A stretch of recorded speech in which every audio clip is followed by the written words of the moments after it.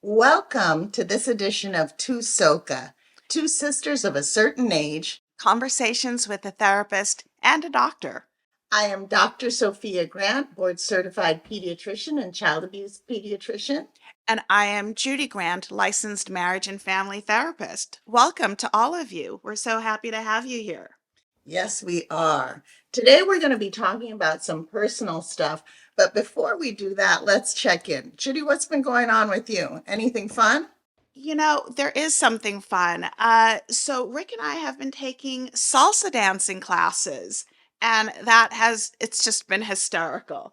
Well, it gives your hips a nice workout, that's for sure. Do you have Yes. hip pain? Yes, actually I do.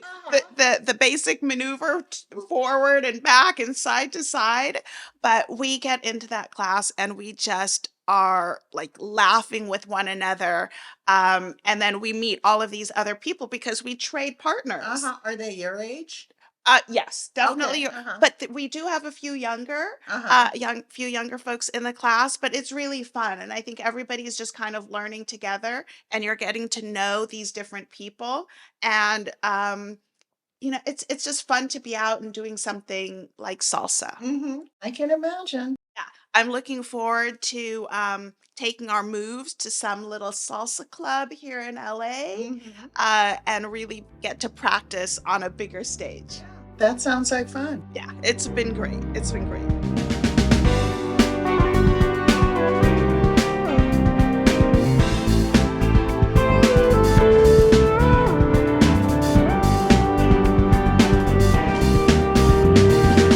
Today we're going to be talking about hysterectomy. Both Judy and I have had hysterectomies for different reasons. I had mine many years ago, and Judy has had hers 5 years 5 ago. years ago. Mm-hmm. So, a couple things about hysterectomy is a lot of Black women get hysterectomies, and it's because we are more prone to fibroids, and fibroids can cause a non-pregnant woman to look pregnant. It can cause heavy bleeding. It can cause discomfort. I had fibroids, but that wasn't the cause of mine. Judy, you had fibroids, right? Yes. And my fibroid history goes back to my first surgery when I was 27 because they were so problematic. Um, and I've had to have a number of surgeries before eventually getting the hysterectomy because these fibroids were really impacted my life on a daily basis. And we can get into that in a little bit. But I wanted to say that being a woman of a certain age, this is kind of part and parcel of that journey.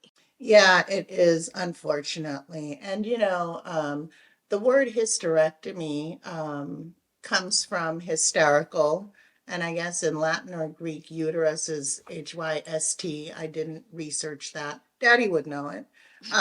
But hysterectomy was frequently used because they felt a woman was hysterical, too emotional, and it was used to like calm her, much the way lobotomies were used many, many years ago. But and that all goes back to misogynism and the patriarchy and all of that stuff. But yeah, sadly, this is a journey many of us have to take. Mine, thank goodness, happened after I was done having children. I'll go back. I think, what year was that? It was 2005. So yeah, she wasn't even two. And I went jogging. I had a trainer and I was actually jogging. And then I went jogging and then I felt this fullness in my genital area. And I was like, ooh, this doesn't feel good. And when I went home, I took a mirror and I looked and I saw tissue that I was like, oh my gosh, this is my uterus. And then I said, wait a second. I remembered what uterine tissue looked like. And then I remembered what bladder tissue looked like. And this was my bladder poking out. Wow. I, I can't even imagine. I mean, you and I have talked about this Right. many times, but the thing is, you as a physician, you understood what you were looking at. A normal, average person would not have a clue.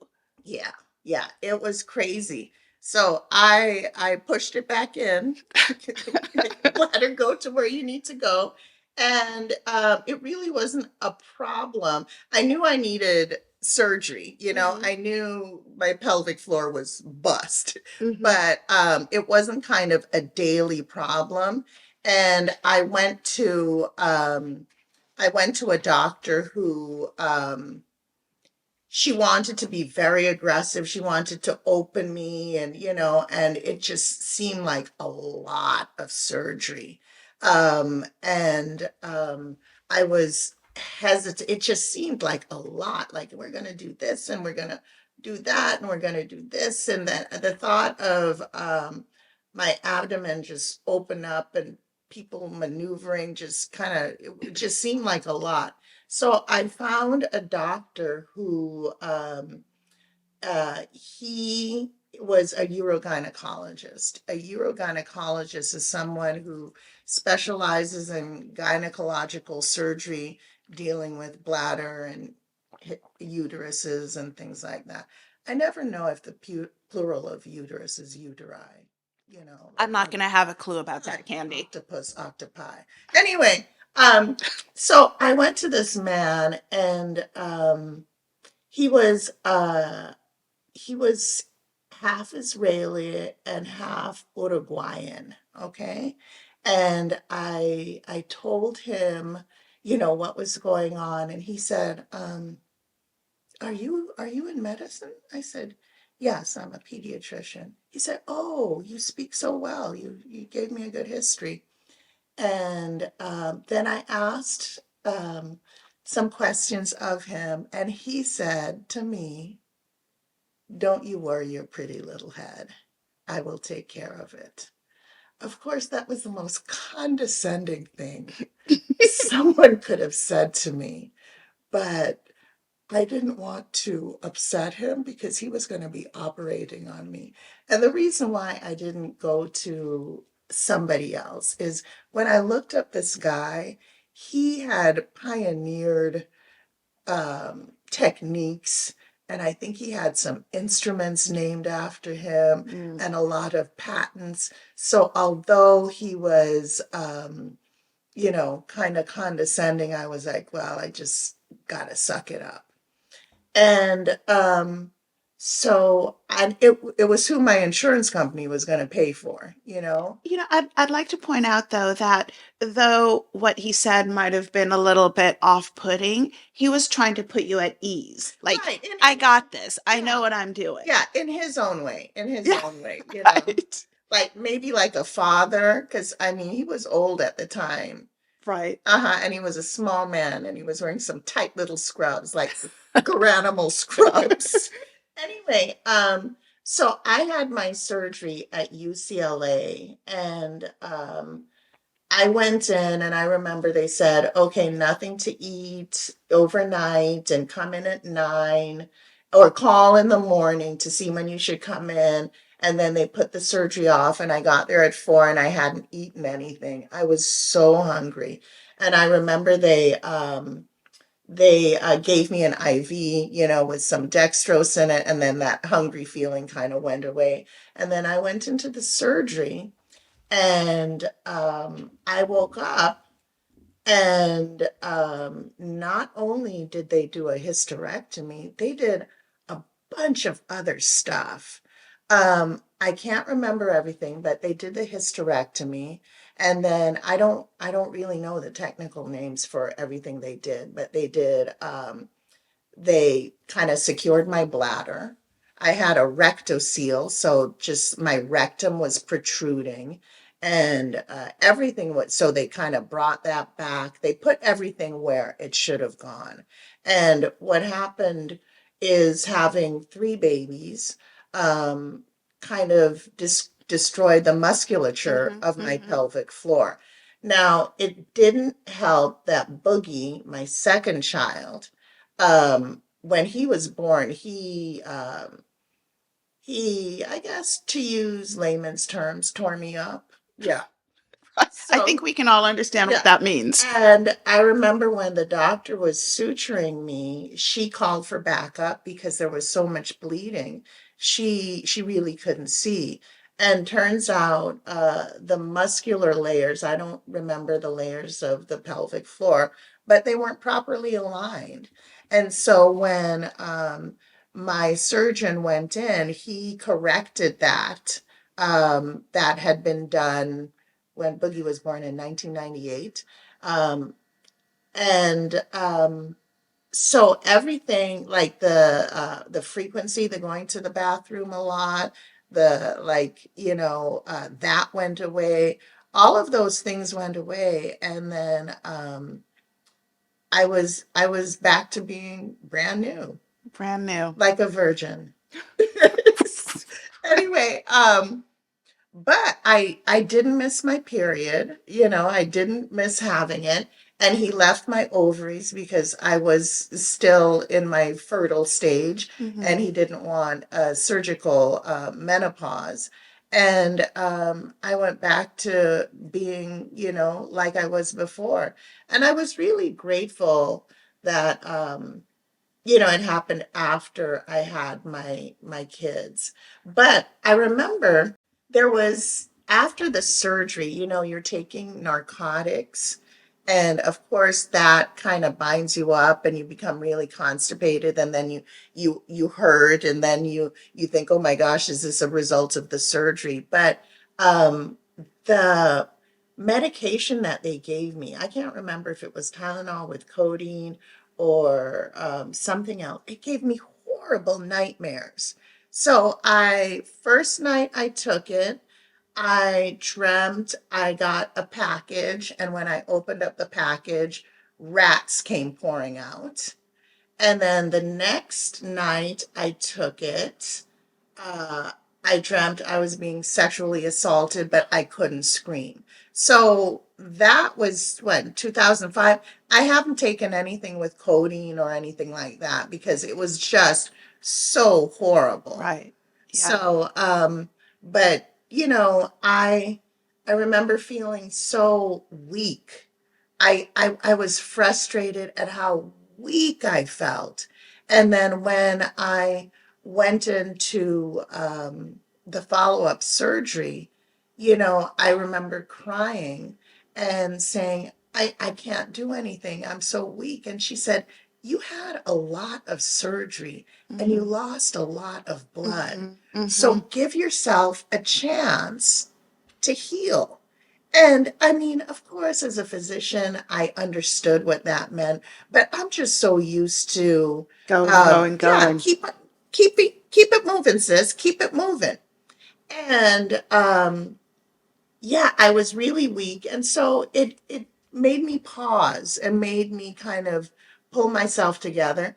Now, what's interesting is I took 6 weeks off for the surgery. And the place where I was working, they called me at about 5 weeks and said, "You've been gone a long time, and we've we've made some changes. And if you want to come back, you're going to have to go to one office on one day, one office on another day, one office." And what they were trying to do is they were trying to squeeze me out. They knew that that was untenable with my life. And I said, "Well, I have kids to take care of, and, a family." And then this man, this very horrible man, said, "Well, I'm not your husband and I'm not your babysitter." Mm. And so then I can't remember if I quit or I was fired. I can't remember. But the idea that you went through this very, like, significant surgery, Right, the emotions of that, right, the recovery from that, and now this man is saying, "I'm right, not your babysitter, I'm not your husband." right. But you know what? I really didn't care because I had gotten my fellowship, and I knew, You were leaving. I was leaving, so I didn't care. And I worked for an urgent care, for a few months before we moved for my fellowship. But I do have a funny story, and it's kind of sad but funny. So at around the time I had the surgery, um, one of our family friends died, and everybody called her grandma. And so I'm at the house, and we're Jamaican, so it's tons of people and it's tons of food, and I really can't do anything. So I'm kind of lying in a bed. And then we have this Jamaican food, fritters, which is Saltfish fritters. saltfish, which is like salted codfish, and then you add scallion and then some tomato, and then if you get fancy, a little bit of curry, and then you fry it like crab cakes, but not really. But delicious. Delicious. Best served hot. You can't have it cold. And since I wasn't really able to walk around and move, people would come to me and say, "Candy, you want some fritters?" And I'd say, "Yes, yes." Everybody that night brought me fritters. You had more fritters than anyone else. More fritters than everybody else.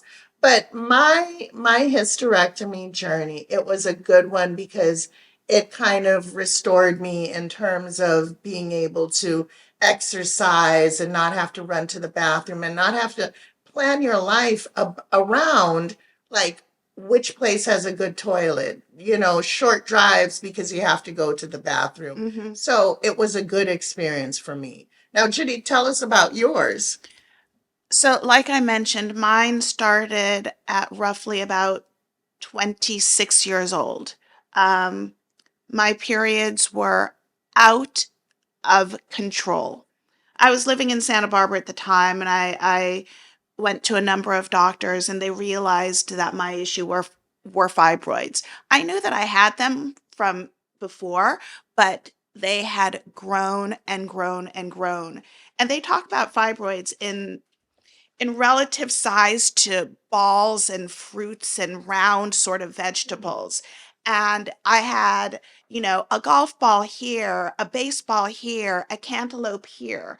And as a result of the masses that were in my uterus, the the blood that was released was simply unbearable.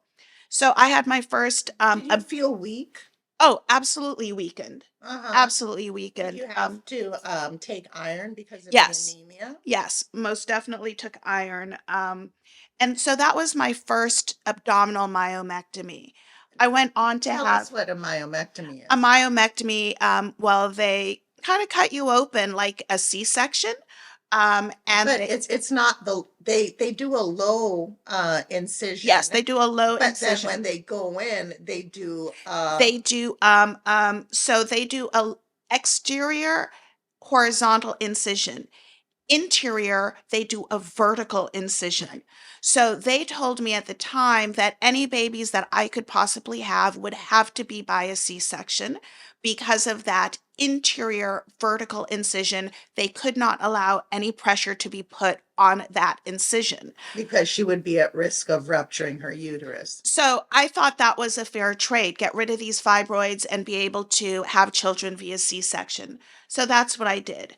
That wasn't my last myomectomy. I went on to have a second abdominal myomectomy, and I had a hysteroscopic myomectomy, where they went in through my navel. So you had three Three myomectomies? myomectomies. How old were you when you had the first? 26, 27? 27 for the first, and honestly, it's a blur. I cannot remember, but one was after Maxine was born. Okay, so myomectomy, then you had Maxine, then one after.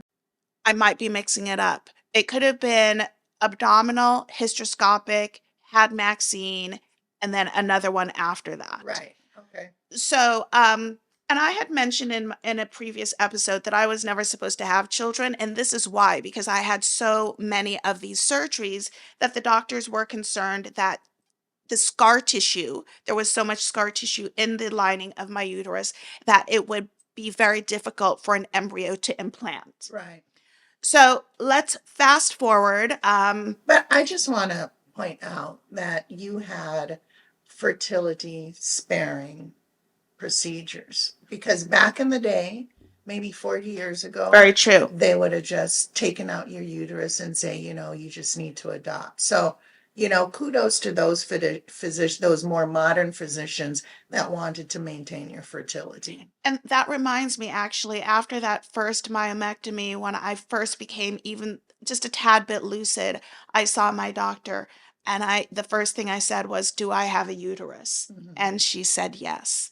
Um, so let me fast forward now, many years, decades later, and I'm seeing my physician on a regular basis, and the fibroids are there, and the fibroids are growing, So but they came back. they came More back came because back. fibroids do come back. They Mhm. never just go away.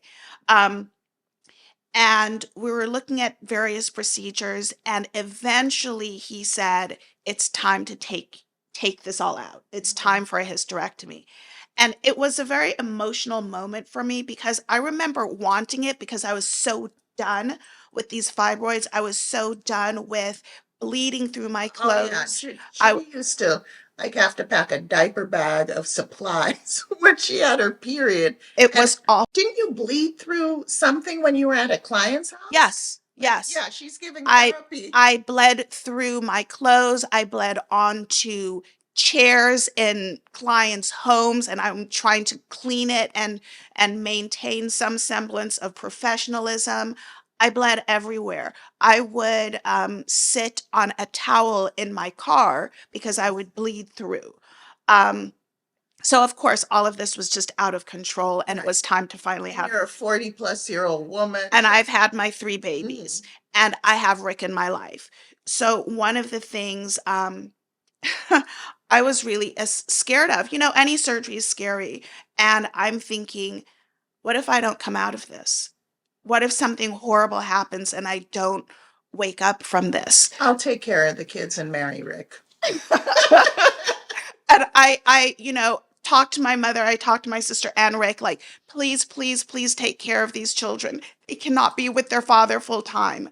They need a grant in their life." And I got all of the reassurances, of course. And then I went into the surgery, and it was pretty standard Mhm. stuff. And I had a long recovery. Partly, in fact, because I got the flu when I was in the hospital. Oh, wow. Yeah. I was doing well, and then a fever spiked, and I had to stay an extended period of time in the hospital. And then I just need to point out that when you have abdominal surgery and you want to cough, it feels like your insides are about to pop out. Yes, And so you have to hold a pillow pillow. to your stomach so that when you cough, you don't feel it. It's a horrible Yeah. sensation. And eventually I got home, and I think I was off of work for about 2 months. Hmm. And I was kind of new to my job. And so it had to be this ongoing request for additional time. And they gave it to me, but it was one of those headaches that I had to think about because I Hmm. hadn't been there for that standard year Right. before you get time off. Yeah. So anyway, 2 months of recuperation at home. And I remember, they want you up, they want you walking. Right. And I remember like that first day, even trying to walk to the corner of my block and being exhausted. Yeah. Like, I cannot do this. Yeah. And I couldn't go out by myself. So Rick or the children had to walk with me. And over the course of time, the strength regains. You can walk to the end of the block, you can walk around the block, but that all took great effort. Right. And you really need to be invested in your own recovery Yeah. to truly get to a place where you are feeling better. Like Candy, I don't miss having my period. I love wearing my white pants. My daughter looks at me with envy in her eyes because she's like, "I will never wear white pants. I cannot do it." And um, I have to say that there are definitely some upsides to it. But then, Now, when you had your hysterectomy, they left your ovaries, right? yes, they did. Uh-huh. They So did. you didn't have a surgical menopause. No, no. But it's you then start to see your body changing in different ways. You then start to become perimenopausal, Hmm. and then the menopause itself, and that's That's another another topic. episode. Yeah, Yeah. yeah. But it's something where I saw like shifts in my body, Hmm. and like the weight being redistributed or being gained and exercising and nothing happening as a result of your efforts. But at the end of the day, the hysterectomy, like neither one of us could avoid it. Right. Now, how did your life change after you're healed up? Okay, you could wear white pants. Oh my gosh, it was so incredibly freeing not to have to worry about bleeding through my clothes. I'm getting teary thinking about it because it was really, really frightening. Like, can I even go to the supermarket right now? Hmm. Um, because you would be in the market and you would feel the gush rushing through you and leaving my basket in the market and going to the car and going home and Wow. then having to return to the market To get your stuff. to get Yeah. my stuff. Um, calling out to Rick because there is so much blood and him having to take me to the emergency room because like I knew like this amount of bleeding was not okay. Mhm. And just the fatigue Right. associated with that sort of blood loss, it was horrible. Yeah. It was horrible. So it was very, very freeing.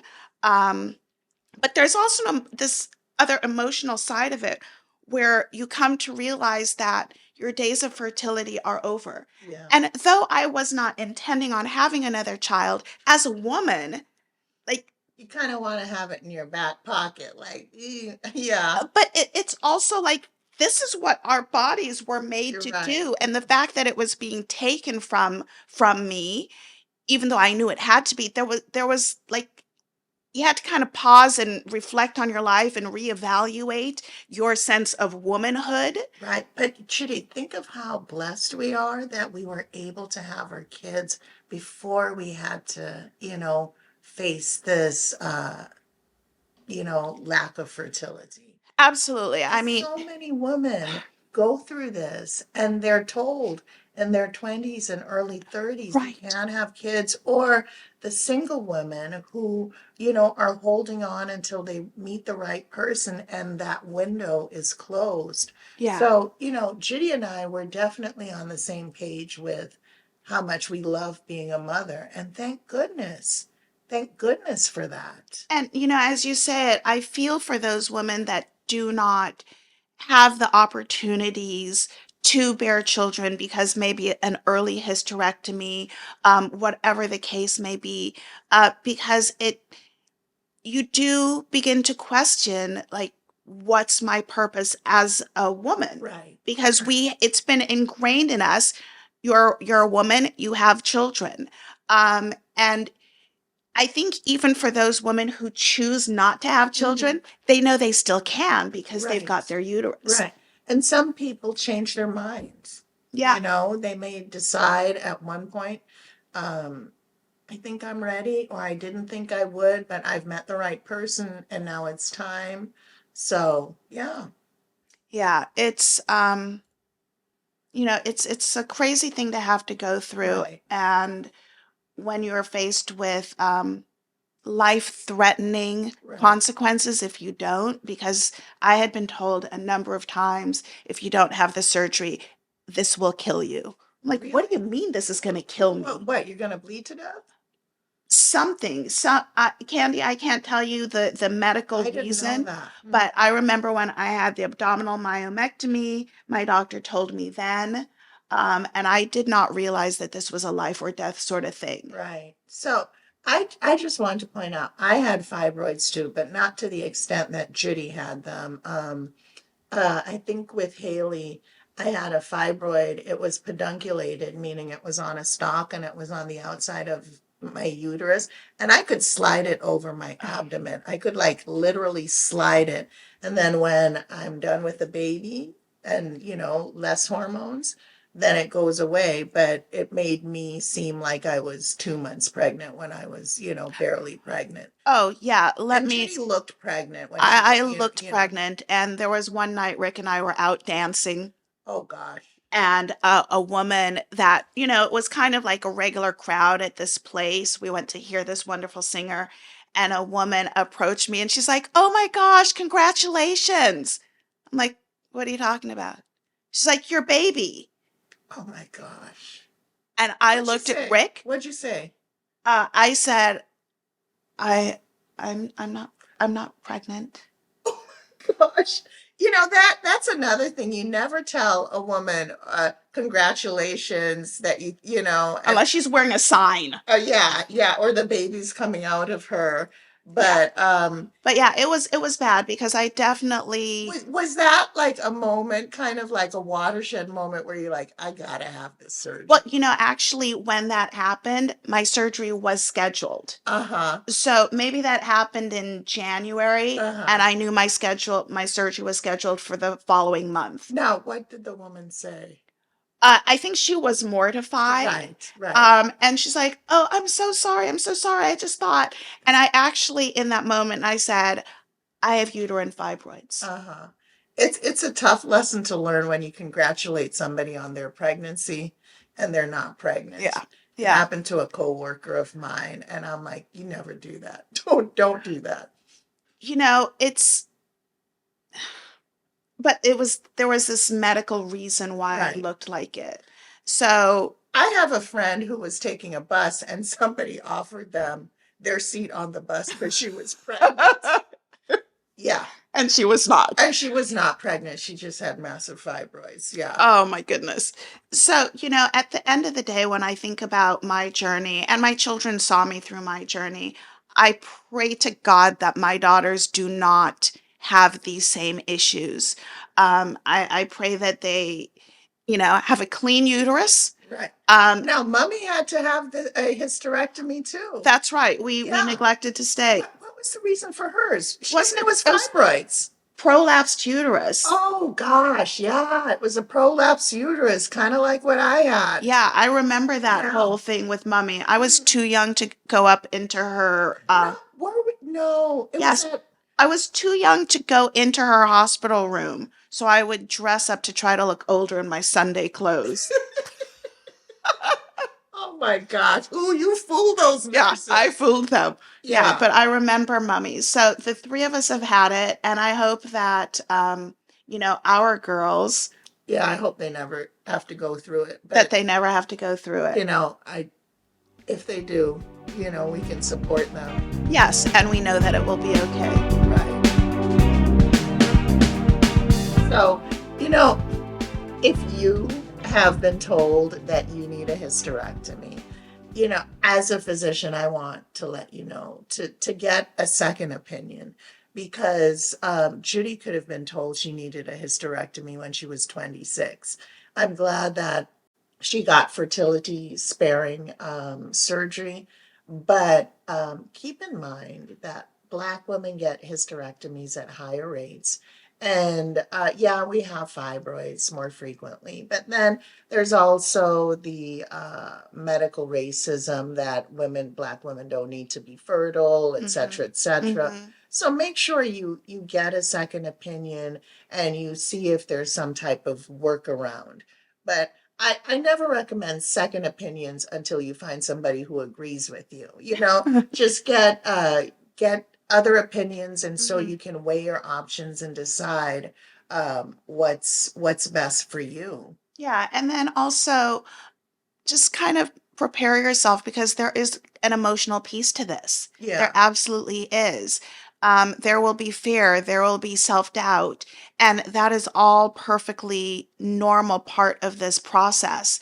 Um, and it's something that you will be able to get through.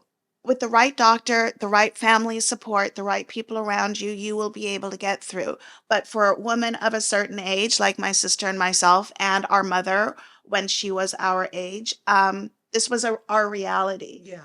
So we want to let you know that you're not alone out there if this is happening to you. And please know that if you need to consider a hysterectomy or recently had a hysterectomy or are dealing with fibroids or a prolapsed uterus, please know We we can can relate. relate. Thank you so much for listening to today's episode of the Two Soak Up podcast. We ask that you like, follow, share, and if you have any questions, feel free to reach out to us at twosoakuppodcast@gmail.com. no longer